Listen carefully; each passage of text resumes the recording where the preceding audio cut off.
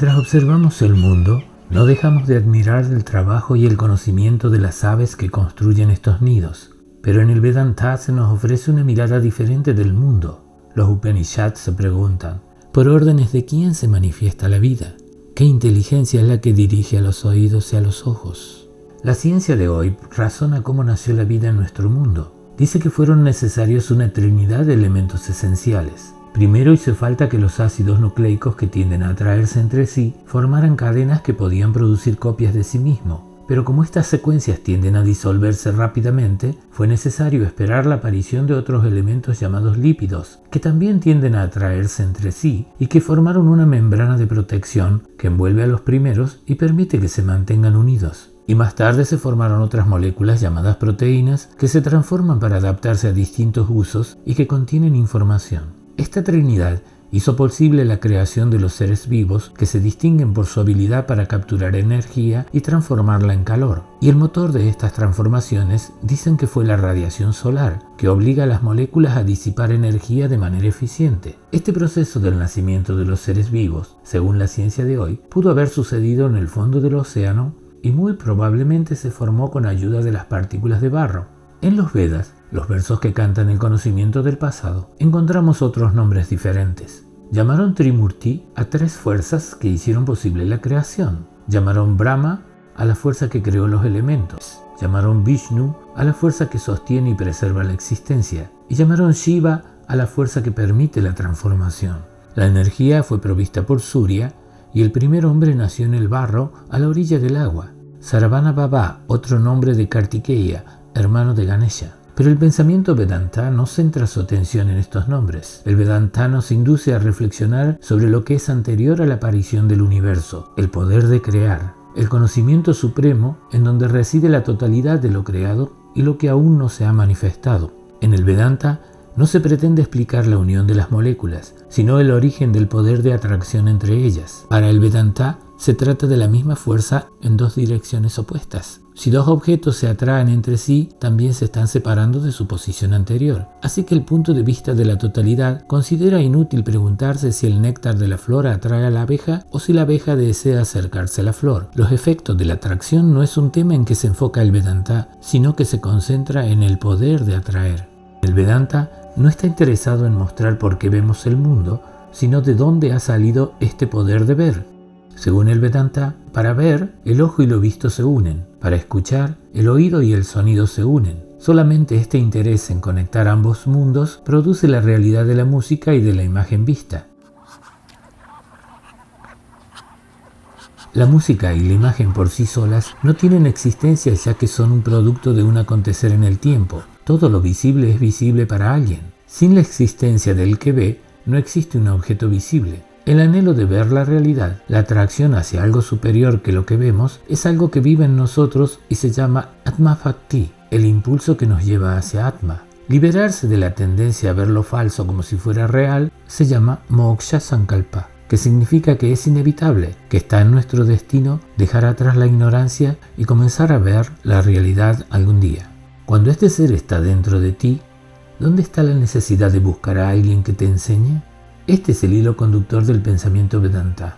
Sutra en sánscrito significa aquello que como un hilo atraviesa o mantiene unido todo, aquello que une las palabras, los contenidos, las leyes y la coherencia de ideas. Así que para mantener el pensamiento Vedanta correcto se debe seguir una dirección, una regla, un sutra, un hilo que no puede romperse, un hilo que es como si fuera una cadena.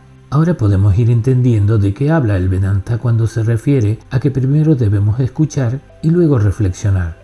La conciencia superior debe hacerse uno con el individuo, el que se cree nacido. En el Vedanta se enseña que la conciencia limitada es aquella que percibe un mundo concebido a través de sus propios sentidos y pensamientos, y como consecuencia, ese mundo es de una realidad relativa. La conciencia del absoluto permite conocer las limitaciones y la irrealidad del estado de oscuridad y confusión. Y mediante esta conciencia, que es un reflejo de una conciencia superior, es posible acceder al poder de conocer. Ahora podemos comenzar a definir el hilo conductor del pensamiento Vedanta, que sirve de guía y que no debe soltarse. El Vedanta afirma que somos seres completos por naturaleza. Así que sentarse a meditar sobre lo que me falta no es materia del Vedanta, al menos no en el sentido de incompleto o imperfecto. Lo que debo meditar es sobre lo que soy, es acerca de un tesoro desconocido sobre el que estoy sentado. Por lo tanto, la idea de que soy pobre y sufro de carencias no es precisamente un tema Vedanta en el que debo meditar, ya que esa clase de pensamientos son llamadas ilusiones y tienen existencia relativa, son fantasías, fruto del estado de ignorancia. Para meditar creemos que debo elegir un lugar tranquilo o en paz. La paz de la meditación es llamada Shanti y es la ausencia del efecto de las perturbaciones y de los problemas. Shanti no es paz como ausencia de perturbaciones o problemas. Es la ecuanimidad que permite que el campo de la meditación sea un campo donde las perturbaciones pierden la cualidad de perturbar. Cuando la mente está en calma, absolutamente silente, el estado de vigilia ya no es. Sabiendo que el hilo conductor habla siempre de lo más elevado, esta frase la podemos expresar como: cuando alcanzo el estado donde los pensamientos no me afectan y no escucho el estruendo de los deseos y mis miedos, voy más allá del estado despierto y soy atención plena. Así vemos que el maestro indica que en esta meditación Vedanta desaparecen las ideas del ser despierto, y cuando la mente no crea pensamientos, el intelecto puede llegar a experimentar el intelecto superior, también llamado presencia, viveka o el sí mismo. Este sí mismo del Advaita Vedanta es un solo sí mismo para todos los seres. Así que para la meditación Vedanta debo recordar que no puedo pensar en el término sí mismo como si fuera el yo del cuerpo. El sí mismo es un nombre reservado para la entidad total Brahman, Atma o Tat, y tiene el poder de ver lo que la conciencia individual ve y también tiene la visión de la totalidad. Veamos cuál va a ser la actitud para sentarnos a meditar según nos expresa este maestro. Si buscas la realidad, debes liberarte de todos los antecedentes, de todas las culturas, de todos los patrones de pensamiento y sentimiento. Incluso la idea de ser hombre o mujer o ser humano debería descartarse. El océano de la vida contiene a todos, no solo a los humanos. Entonces, antes que nada, abandona toda autoidentificación. Deja de pensar en ti mismo como tal y cual o esto o aquello. Abandona toda preocupación por ti mismo. Deja de pensar en logros de cualquier tipo. Estás completo, aquí y ahora. No necesitas absolutamente nada. En el momento en que el discípulo habla de nacimiento, la mente imagina un universo completo. Pero veamos un ejemplo. Cuando tengo hambre, mis ojos, sin que yo lo sepa, se detienen en los anuncios de alimentos. Así que no sé si soy yo o mi mente la que maneja los ojos. El Vedanta nos dice que existe aquí una acción que llamamos mirar. Experimentar el conocimiento a través de los sentidos te convierte en observador. La imaginación puede construir universos dentro de otros universos indefinidamente. La realidad imaginada es el espacio donde la mente coloca esos universos. Y en este momento surge otra acción en la mente, un efecto llamado discriminación, algo que elegimos. Pero el elemento fundamental de la filosofía Vedanta es que existe un elemento más que tenemos que tener en cuenta. Es el poder de ver.